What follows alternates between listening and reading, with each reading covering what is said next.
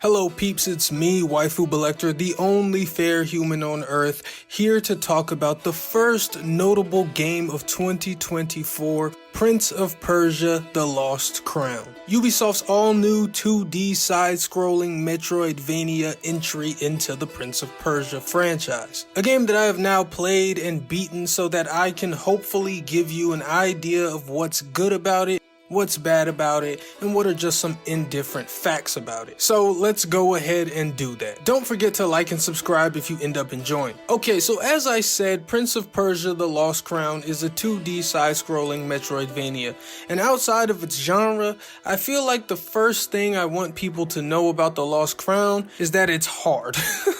It's hard, it's a hard game, and that's something that is pretty typical of 2D action platforming Metroidvanias, but for some reason I thought Ubisoft would take it easy. Don't get me wrong, The Lost Crown is not Hollow Knight, but it's along those lines and within that range of difficulty. You likely won't play through this whole game without a noticeable amount of effort. And The Lost Crown as a game can be broken into three central gameplay components: combat, puzzles, and platforming. In all three, the Ubisoft devs have implemented a level of challenge that I think most people would refer to as hard. And I absolutely loved the large majority of it. I'll start with what was probably my favorite component: the platforming. The platforming in this game is fucking immaculate. I almost want to call it perfect. It's exactly as hard as you want platforming to be. It's not Mario Secret Levels or Super Meat Boy, but it's also not Sonic the Hedgehog or standard Mario. What the Lost Crown brings to the table is a challenge so exact that it generates maximum satisfaction and engagement. A lot of the platforming challenges are just a joy, if you ask me. However, just the platforming alone after a while would probably wane, and we'd slowly begin to feel the game lose our interest. But lucky for us, platforming is not all this game is doing. I know I said the platforming was my favorite piece, but let's talk about my other favorite, the puzzles. This game has some outstanding puzzles. Now, in terms of the spectrum of difficulty, the easiest parts of this game lie with its easiest puzzles, probably. But just because some puzzles are easy doesn't mean there aren't some kind of devious ones. And often the platforming plays into the puzzles as well, as you might imagine. And again, just like the platforming, these puzzles hit this perfect amount of challenge that make them so goddamn satisfying. There was seriously a couple of times I was just left with a smile on my face because after I'd completed a puzzle, I just couldn't believe what I'd just done was actually the solution. Not to mention those amazing light bulb moments of, oh, I see what I'm supposed to do. That's always a good feeling. It's all just so good. But then, of course, to round out the gameplay side of things, we also have the combat. And honestly, the combat is not a complete home run for me. It's still good and put together well, but it's not nearly as pristine as the puzzles or platforming. Your primary combat tools are a standard 3-hit string,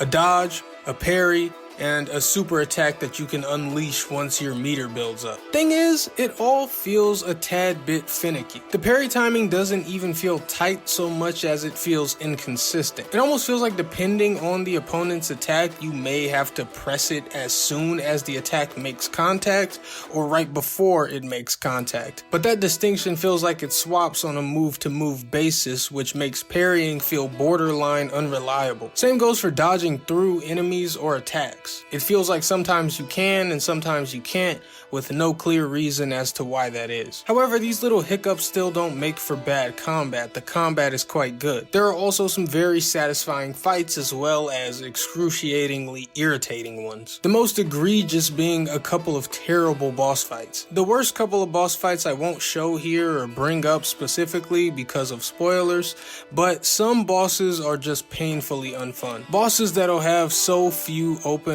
or opportunities to hit back, attacks with hard to read or super quick wind-ups, and little to no parryable attacks. I couldn't help but wonder what the fuck they were thinking when they designed the couple of infuriating nightmares I encountered as bosses. However, there are more good bosses than bad, but the terrible ones leave this sick taste in your mouth and an air of deflation around you because of the game's difficulty. So 6 hours into my 14-hour playthrough, I was pretty over the combat, I'm not gonna lie. But still, beyond that point, even though the combat wasn't the thing keeping me around, there were still some good, cool, and fun late game bosses, including the final one. Now, I'm sure you've noticed up to this point in this video, we've spoken exclusively about the gameplay, and that is because this is a very gameplay forward video game, as all games should be, honestly. But there is a story at play throughout your journey. You won't be thinking about it for long after the credits roll, but it's decent enough to get the job done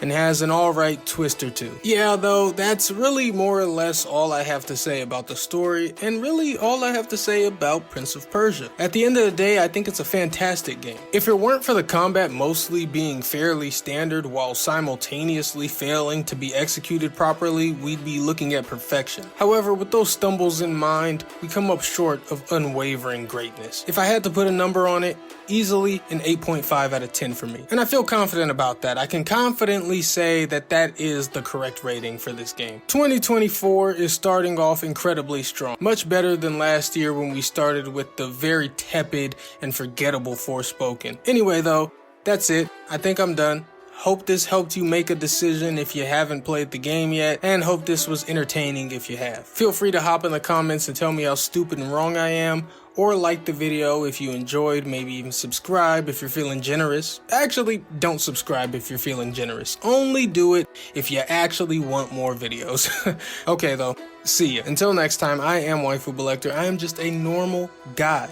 I like hentai, and I still don't want to play that Prince of Persia remake. Goodbye.